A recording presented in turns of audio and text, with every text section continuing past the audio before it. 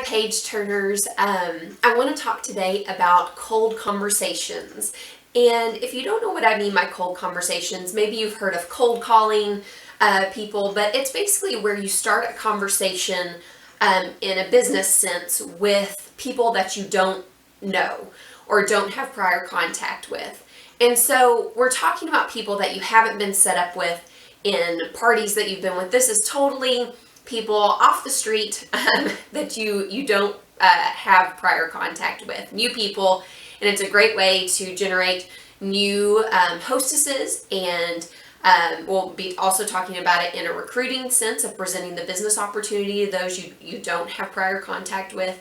And so it's definitely a valid talking point when it comes to how to work your Usborne business. Now, one thing about cold calling or cold conversations that a lot of people are worried about, it's also a valid point, is that you don't want to compromise your integrity, and you also don't want to come across as insincere, because we all know that sincerity is the key to really forming those relationships and getting people to trust you, which is a huge thing in business. And we want to have that trust with our customers, our hostesses, and our recruits, and just to come across in the best light as possible.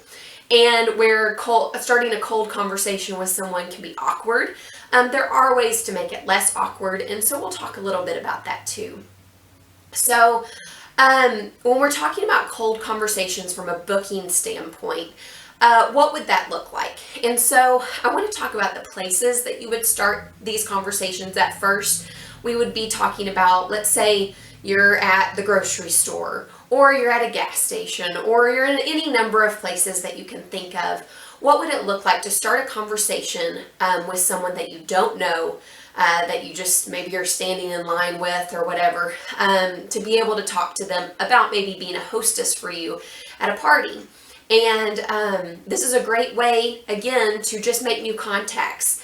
And so let's say you're standing in line with someone at the grocery store, and you want to start a conversation with them. You want them to do a party for you. Maybe you see that they have a little kid, and it would be a great person. You think you feel something that there could be a connection there.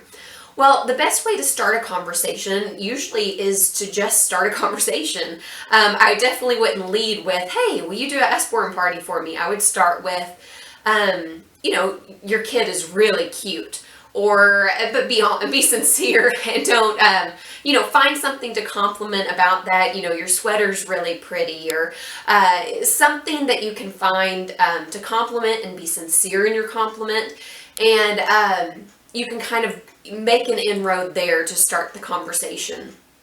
And then you can lead into any number of things. And there is a lot of customizing that conversation. I can't tell you exactly what to say in every single circumstance, but just be friendly and be sincere, and be honest. And when you lead into those conversations, and you're looking at what they say and how you could present the opportunity and still be sincere, if that makes sense.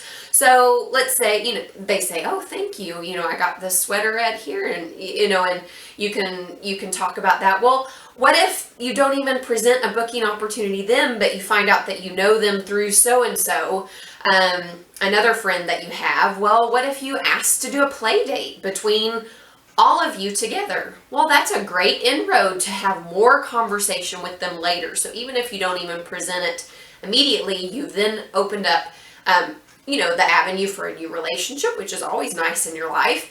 And then also to have an open opportunity for more conversation with them at a later time. If you, in these situations, sometimes you can have that friendly conversation with them, and then just before you're about to part from meeting, say, I know this is a bit forward, but I really just wanted to ask you, I don't know if you've ever heard of Usborne books, and again, I know this might be awkward for me to ask this when we don't really know each other, but Usborne Books sells really quality educational books for babies through young adults, and I see you have a child, and I have a child, and I would love to be able to show you these books and if you wanted to, do a party, I can get you some free books just for doing a party. And I do online parties and home parties. And again, I know this is forward, and you can even talk about how awkward it is, and it's okay. And another mom can laugh, because how many moms do we know that do direct sales businesses? So people get the general gist of it all. And so you can make light of it. You can even make it more awkward by saying it's awkward, but at the same time, you're getting it out there. And a lot of times, I mean, if you've had a good conversation before that's been sincere, they very well might say yes. You never know who's going to say yes and who's going to say no. So just presenting the opportunity is never a bad thing. And but always be sincere in your presenting of it, and have fun with it. I think mostly. I mean, you're making new relationships, and you never know, you might get a best friend out of it. So that's awesome. When we're talking about the recruiting side, I guess I personally would not feel comfortable just walking up to somebody and presenting the opportunity of Usborne without some prior conversation beforehand, just because asking someone to sign on to a business, I think needs a little bit more background there.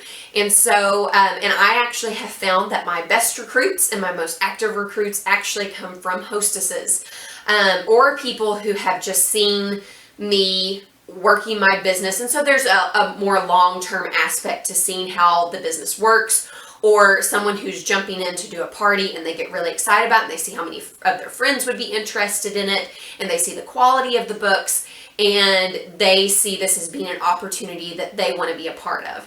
So when it comes to recruiting from like cold conversation, I would say it would be best to work on the booking side for the cold conversations, and that could lead into the recruiting side, because we always want to be working towards presenting the business opportunity to our hostesses, because our hostesses have any number of life circumstances, and this could be a great opportunity for them, either as a hobby or as a full-time business, to add to their family income, or something that they would really love.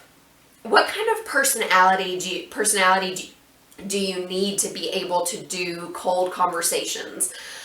Well, I would probably just say that it does take some measure of getting out of your comfort zone.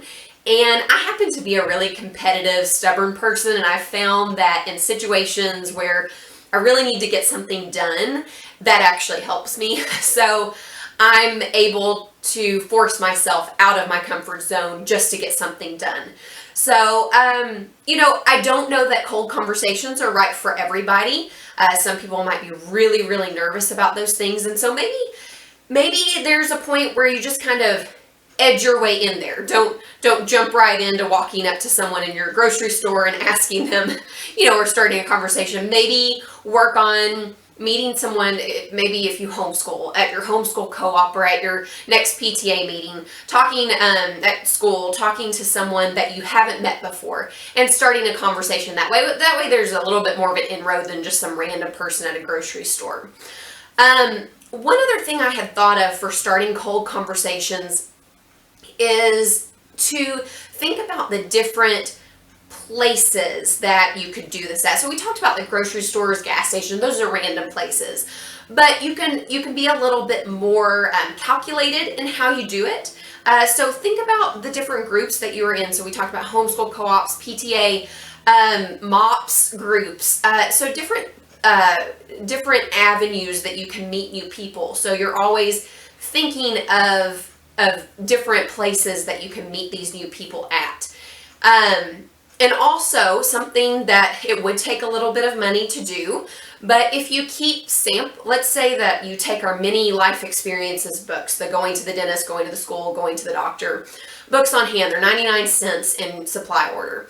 What if you kept those on hand and handed them out to moms of kids as you see them, and have your sticker and business card on it?